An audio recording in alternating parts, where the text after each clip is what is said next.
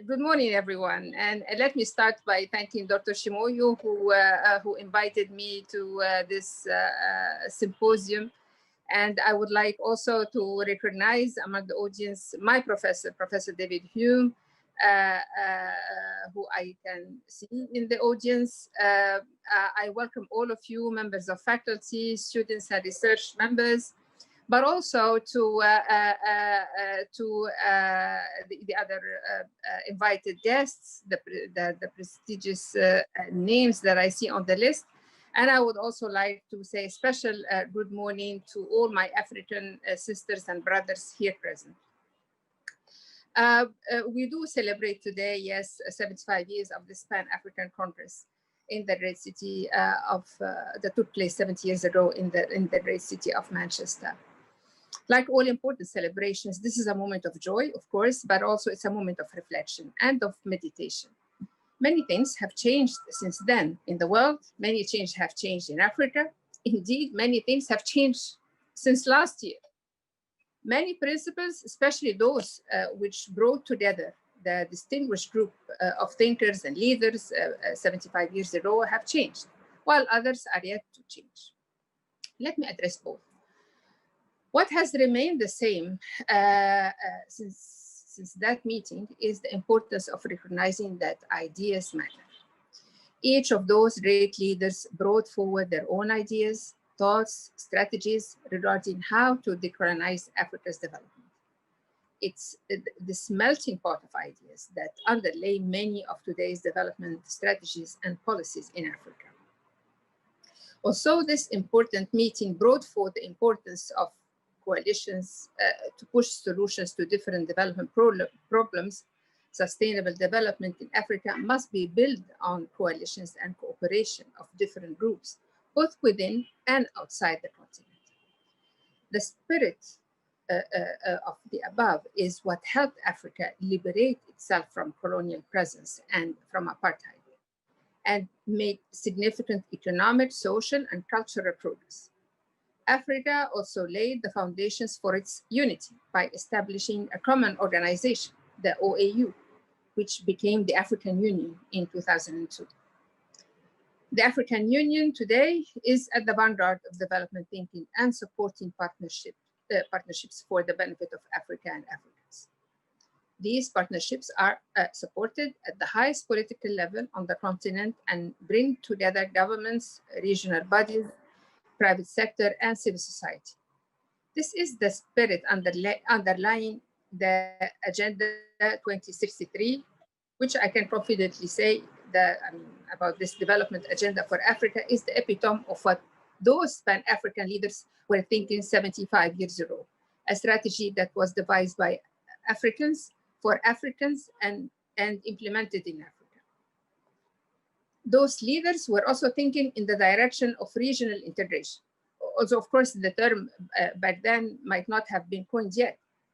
They were emphasizing the importance of unity among African countries and the value of such unity for a more prosperous and developed continent. The African Free Trade Area Agreement mirrors their conviction. The glimmers of hope are everywhere in Africa, I must say. Immense resources to break the cycle of dependency and poverty, positive developments and new impetus, as well as fierce determination and spectacular results have continued to emerge and pave the way forward. Fastest growing economies, tech hubs mushrooming everywhere, large renewable energy projects erected, rising middle class, improved the governance. Regional organizations are being established, while continental flagship projects such as the Free Trade Area are on the right track. The continent's economic integration, another founding aspiration of our people, is now within reach. The African Union is reforming itself by Africans to provide the Commission of the African Union with appropriate legal and policy resource to become an effective instrument for the achievement of priority actions, the essence of which is reflected in Agenda 2063. Our ambition, that of our leaders and hundreds of millions of Africans, is to advance with greater force and resolve towards this horizon. We are harmonizing with the regional economic communities, expanding and giving hand to our brothers and sisters in the diaspora, reaching out even to our sixth African region, the Caribbean. So gradually, Africa has changed its narrative and once more became the pride of the world. It didn't happen magically, either in the twinkling of an eye, but took decades after decades. So Africa turned corner of marginalization in international affairs, the end of the Cold War and global shifts in power toward the end of the previous century were closely followed by Africa Rising. This, of course, contrasted the previous decades-long narrative of hopeless, war-ravaged and plague-ridden continent, all the Afro-pessimism. So the Africa Rising mantra followed reforms that improved institutional capacities and established African countries on firm business, economic, and political trajectories. Africa is becoming and became important to major powers. New centers of economic, political, intellectual, and academic powers have emerged over these last years. Amidst these tectonic shifts, the narrative of decolonization, unfortunately, remained largely the same, as if it's frozen in time. What I think is that we really need to move away from colonization monologue into dialogues, into to strategically promote partnerships and situate Africa at the center of global political and economic scenes. And I think this is exactly what we're doing here today, and that's what the Institute is trying to do. These engage in a dialogue and see how we can do this together. As the saying goes, all political is local. I can also say or argue that internationalization, that is, if it's smartly done, ought to prioritize local while taking stock of the international. Since I'm talking to members of academia, choices in curricula, research, language need to be as local as they need to be international. Research must be relevant to national and regional realities, but ought to be advanced in keeping up with international standards and perspectives. Furthermore, international partnerships and cooperation need to be significant to local realities and needs. I here recall what President Julius Nyerere pronounced on the danger of the lack of a balanced view between what is local and what is international, when he said, and I quote, "Two possible dangers facing a university in a developing nation: the danger of blindly adoring mythical international standards, which may cast a shadow on national development objectives, and the danger of forcing our university to look inwards and isolate itself from the world." We need to be careful about that. I looked at the invitation that I received for this event, and I opened the website that was sent. And I want to share with you what I've seen, which has also happened 75 years ago. This photo, if you've all seen it. The photo shows the leaders and many men and only one woman. That has certainly changed. African women today are the main motor of African economies and have played and continue to play an active role in the continent's development. And since we are celebrating, let me also share with you that yesterday marked a watershed moment in the African Union Gender Equality Calendar, as we celebrated the end of the first African Women's Decade on grassroots approach to gender equality and women's empowerment 2010-2020. By devoting an entire decade to women, African leaders have demonstrated their political will and commitment to promoting gender equality, women's empowerment, and women's rights. Throughout the decade, considerable progress was made in translating commitment into measurable actions as most African countries took giant steps to elevate the status of women through legal and constitutional means, institutional gender mechanisms, as well as creating conducive environments for women to realize their potential. Africa has witnessed an increase in women's participation in political decision-making processes that saw four African countries, Rwanda, Namibia, South Africa, and Senegal, being ranked in the top 10 countries in the world with the highest number of women's representation in parliament. A further 16 African countries have surpassed the 30% threshold of women's representation in national parliaments. Women now occupy strategic ministries such as defense, economy, finance, foreign affairs, even heads of states, which were traditionally reserved for men. Today, Africa has improved women's access to modern technologies, infrastructure, and services. Women's education rate has increased, and there is greater access to technical and vocational training. Indeed, there is a lot that African women can celebrate as concrete achievements just over the last years. And let me just say, in my own country, we are celebrating now, we from a mere 8%, women now 20% of the government, and from 2%, 15% of parliament members. While celebrating these laudable accomplishments, it is important to acknowledge a number of barriers that still persist, that hinder the effective enjoyment of all the roles of the African women's decade or of women empowerment. For example, resources constraints, disparities between norm setting and actual implementation, socioeconomic and cultural constraints, sexual and gender-based violence, harmful cultural practices, HIV/AIDS, lack of property ownership, including land and inheritance, among others. The COVID-19 pandemic also threatened to exacerbate many of these challenges, as women are disproportionately affected. Therefore, it is our responsibility as decision and policymakers to ensure that such gender-sensitive issues are taken into consideration and effectively addressed in infrastructure planning, the area that I'm in charge of, for instance.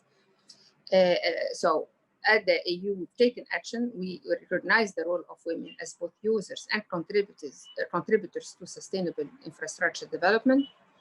And I'm really happy to say that what we are doing in the infrastructure program, the second phase that starts this year, is that at entry, we made it imperative to have a powerful and detailed gender lens for the entry of projects into the pipeline for the African projects, infrastructure projects. I'm also very proud to say that we have established the Women in Infrastructure Network, the African Network for Women in Infrastructure, whose role is to ensure that gender sensitivity and responsiveness of Africa's infrastructure, this is happening at every step of the value chain when it comes to infrastructure. I'm not talking only about users or beneficiaries, but we are pushing for women owners of projects, of companies, of infrastructure, access to large finance, not microfinance, because infrastructure, we're talking millions and hundreds of millions. We want women to access this finance, to get into infrastructure programs and projects, knowing that these are huge on the continent. And speaking of women, Africa is also a continent with great untapped potential. I'm not here talking about the natural resources, water or oil or minerals, but our greatest resource is youth. With almost 500 young Africans between the age of 15 and 35, within 10 years, Africa will be home to 1/5 of all youth worldwide. And despite the enormous challenges, I must say that we have already seen innovation, resilience, agility among young people, and that scale. Really very proud of them. These millions of young people are source of ingenuity and engines of productivity and creativity that, if carefully anticipated new age of inclusion, prosperity, and thanks to this youthful population, a highly valuable asset in an aging world, accelerated digitalization, resources, and creativity, Africa can become the supply chain of the world. The labor market of the future will require new skills, including digital fluency, creative thinking, problem solving, collaboration, empathy, and adaptability. With these new demands in place, it would be remiss of Africa not to strengthen our biggest asset, the youth. Appropriate action will help our continent to harness this promising demographic dividend. Furthermore, a proactive stance is likely to reduce the risk of massive labor substitution and endemic unemployment, even migration, while enabling the continent to leverage the new entrepreneurial and economic opportunities associated with the digital economy. I must talk about infrastructure because this is what I mean. Not only it's a passion, it's a mission, it's a responsibility. But as we are aware, I mean, efficient infrastructure, including both hard and soft, provide crucial platform for Africa to enhance economic productivity, facilitate trade, accelerate industrialization, and markets development at national, regional, continental, or even global levels. Currently, the low level of infrastructure poses one of the biggest challenges to Africa's development agenda, which is having a negative impact on Africa's competitiveness and participation in the global market. The poor state of infrastructure in respect whether it's electricity, roads, connectivity, reduce our economic growth by 2% annually and reduce productivity. But I want to emphasize, about 600 million Africans are without access to electricity. 600 million Africans. No one should sit still, African or not African, should sit still, knowing that there are 600 million people who do not even have access to electricity. Furthermore, 870 million Africans, that's almost 900 million Africans. Almost 900 million Africans do not have access to clean energy for cooking. That means they're still using the charcoal and firewood to cook, with all the inhaling the smoke and dying out of accidents or having serious injuries because of that. In the 21st century, almost 900 million Africans do not have access to clean energy for cooking. So please mark these numbers. That's why I'm saying it's important we talk about infrastructure. That Africa is also the fastest growing digital market. However, only 39% of Africa is connected, and not everyone knows how to use the internet. We do have, of course, the African Union started large programs for regional integration through infrastructure. However, we need to scale up and double up the efforts if we are to respond to the needs of our people, but also build resilience, especially after COVID-19. And with that, with the infrastructure, goes also all the harmonization programs that we are having, whether the single African the single African air transport market, because if you don't know, I mean, 80% of flights across Africa, linking Africa, are not African companies, and it's very expensive. So the launch of the single African air transport market brings or tries expected to bring greater connectivity across the continent and a step forward, of course, for the aviation, tourism, and trade. And now we have 9 countries who are signatory and joined this market. Trade, who did not hear yet about the African Free Trade Area, the largest in the world, but also the fastest. I mean, it was implemented the fastest. In less than a year, it was ratified and it was expected to be operationalized in July, except that for the COVID-19, we had to postpone that to the 1st of January 2021. I want to pause maybe about slightly about digitalization, because since we are meeting virtually, but because we are in a new norm, as they say, the importance of digital technology, I mean, this is not new to the continent. The digital economy constitutes about 7 to 10% of our GDP already, and is employing lots of people. But more than just that, digital is providing the continent with a new opening, with new solutions and solutions to African problems using this fantastic new tool, which is digitalization. We have great hope in our young people using digital tools, as we have already started to see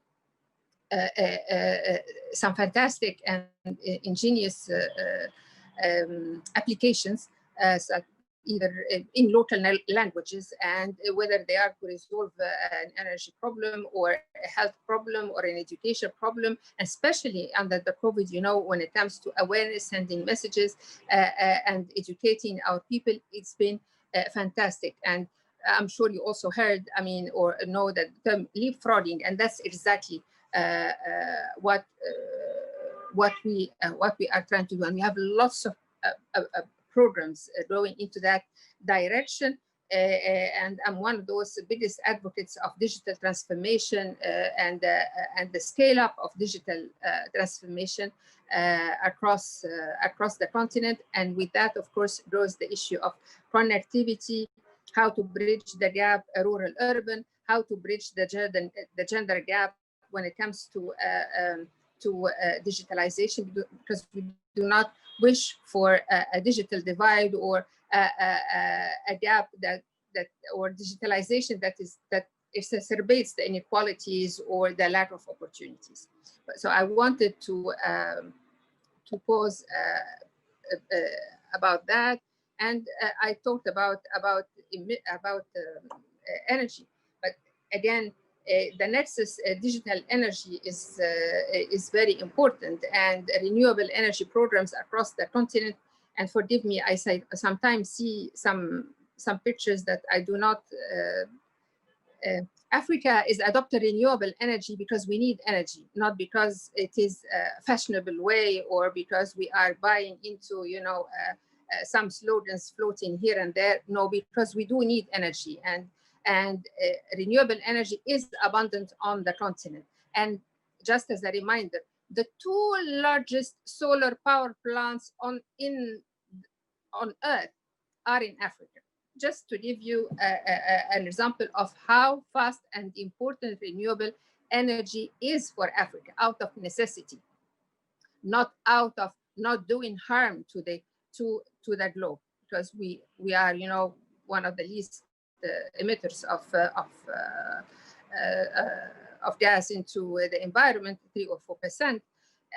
And even with the full electrification of the continent, we also made the estimates we will still be within that limit, 3 to 4%. Distinguished participants, I cannot just not talk about the coronavirus and the situation where we are all in. The pandemic ravaging the entire world, as has rarely been seen, has destroyed certainties, undermined assurances, shattered most of our beliefs, maybe. Never before has humanity appeared so fragile and impotent. Perhaps the time has come for humanity to reflect on its vanities and limitations in order to rethink universal civilization and to rebuild itself. Right from the onset, the pandemic, much to the surprise of those who have always belittled the continent, Africa mobilized itself. A continental response strategy was developed and implemented promptly. I would like here to pay a well-deserved tribute to Africa and to African leaders and to the African Union for the pertinent initiatives taken, the prompt manner our countries took and implemented appropriate measures consistently with the continental strategy. For the solidarity our countries have expressed towards each other, we continue to share resources. We set up a continental fund to pool resources, whether they are financial, medical, or PPEs, for the benefit of our people. And we continue to do so. And collectively, we are mobilizing also solidarity with Africa. This is something will go in history on how Africa has mobilized itself in the face of a crisis. I pay tribute to the Africa CDC, one of the best in the world and recognized now as such. We should all remember this. But we should go beyond the present situation by preparing for the post-pandemic conditions in the world. We are doubling our efforts to develop new forms of resilience, food security, health systems, rethinking education, deploying energy and digital connections, upgrading roads and ports and what have you. In this world, we are all, and the multilateralism is sorely tested. Africa must stop expecting solutions from others, and this is not what we are doing at all. We are no longer satisfied by a role of never-ending reservoir for some or dumping ground for others. We are charting our own course. Our food dependency and insecurity are unacceptable and intolerable, as is the state of our roads, ports, health, educational infrastructure. Africa's land, forest, rich fauna, mines, energy potential, and maritime and inland waterways hold the necessary resources to provide an adequate response to the needs of our people. And of course, as I said, our biggest potential and resource, our people themselves, especially the young one. We are in full lucidity boldly opting for an innovative approach that is fit for Africa and about Africa and for Africa. So the COVID-19 helped also to brutally remind us of the imperative to put a stop to dependency on the experience, on the outside. And I'm not saying here that, as I started, not that, to resolve to isolation and to look only inward, but I'm talking about partnership that puts Africa first, that puts our priorities first, a partnership that is win-win, and partnership where everyone makes an effort. Africa takes responsibility of its own development and prosperity. The global north or east must be willing also to listen and to work with Africa. Distinguished participants, Africa has truly risen. And I'm not here saying this is not about forgetting who we are or where we came from. As President Nasser said, it's not about forgetting, it's about forgiving. Let me end by saying that, or quoting President Kwame Nkrumah, we face neither east nor west. We face forward. And that is exactly where we in Africa are heading and looking forward. And I thank you.